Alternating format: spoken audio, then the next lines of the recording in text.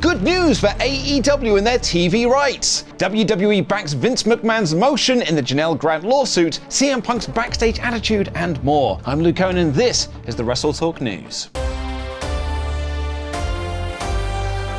Support WrestleTalk!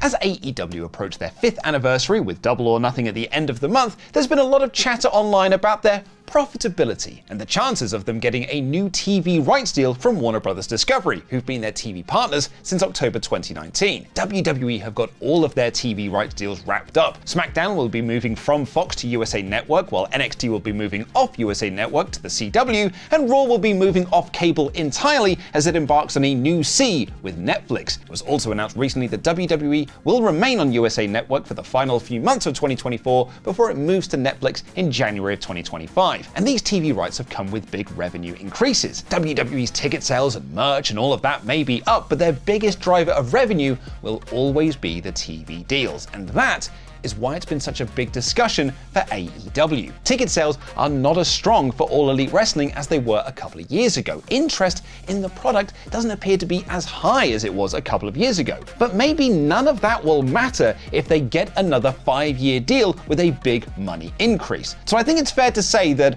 a lot rides on this TV deal. And Warner Bros. Discovery has been in media conversations a lot recently, as it looks like they're set to lose their NBA coverage, which presents two worldviews. Number one, less money from advertisers and therefore less to spend on other projects, and two, more money saved and a bigger need to invest in a reliable TV show that constantly brings you ratings that put your channel in the top 5 for cable every Wednesday. Losing the NBA would also free up Thursdays, which Sean Ross Sapp on Fightful's Raw post-show noted would be a desired day for AEW to move Collision to. With the Warner Bros. Discovery upfronts taking place today, many expected this is where we will get the announcement of a new AEW TV deal. But Mike Johnson of PW Insider is reporting that while AEW will be mentioned as part of the upfronts, we do not believe that the two sides have locked in a new media rights deal and do not expect there will be any sort of announcement in that regard. Not believing that the two sides have reached a deal doesn't sound like good news. However, Fightful Select have added to PW Insider's report saying, "We're told that the announcement of a new deal is expected to be kept very close to the vest, and summer or fall could be the more likely announcement point," which makes it sound like there is a deal in place, just not one they're ready to announce yet. But if there's no new deal to announce, why would AEW be mentioned in the upfronts at all? Well, according to Fightful Select, there is a pilot for a new AEW-related program with WBD that was set to be announced for social channels this week. Fightful Select note this isn't going to be a reality TV show, and the rumors circulating online suggest this could be a new show hosted by RJ City and Renee Paquette. There could be another reason that WBD aren't announcing this AEW deal, and it all comes back to the streaming wars. And we'll have more on that in a bit, but first, we want to show you the trailer for our latest WrestleTalk original, which looks at Roman Reigns' Universal Championship reign from start to finish in one of the longest videos we've ever made. Spanning nearly 4 years, Roman Reigns has been ruling as the head of the table. Fans were just so sick of being force-fed what they were supposed to like. Family, tradition,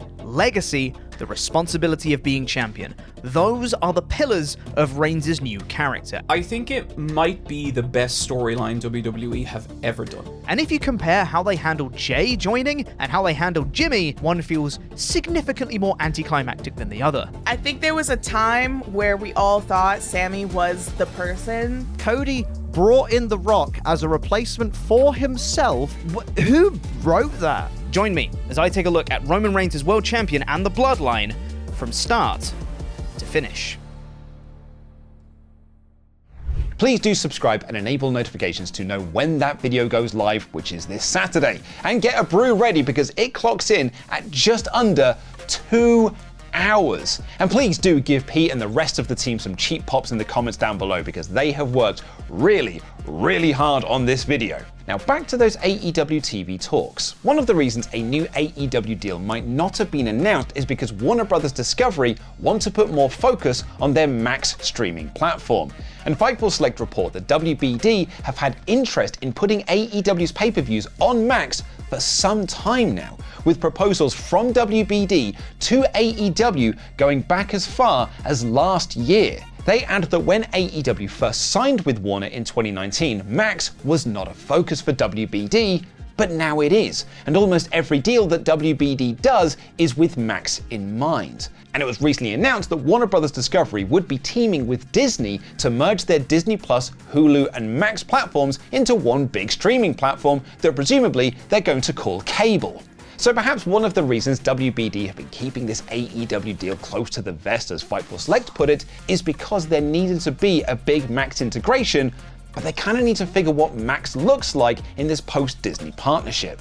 Gear shifting now to the ongoing Vince McMahon lawsuit filed by Janelle Grant, which accused McMahon, John Laurinaitis, and WWE of sex trafficking, sexual abuse, and more. There has been a lot of back and forth since the case was made public back in January, with Laurinaitis' lawyer saying that he was also a victim of McMahon before siding with him in a fight against the lawsuit together. McMahon has reportedly hired the same PR firm that had Harvey Weinstein as a client to help rehabilitate his image, with Dave Meltzer noting on Wrestling Observer Radio that McMahon wants to get back into the business world, but perhaps not specifically the wrestling business world. In another new filing, McMahon's lawyers claim text messages from Grant to Vince show that the relationship and the violent sexual nature of it was consensual, but provided no screenshots and claimed that McMahon deleted all of the messages once the relationship ended. His team also filed a motion to move the Grant case out of public court and into private arbitration. Since the case was made public, WWE have distanced themselves from McMahon. He was removed from the WWE 2K24 game as a playable character, even blurred out in the cutscenes,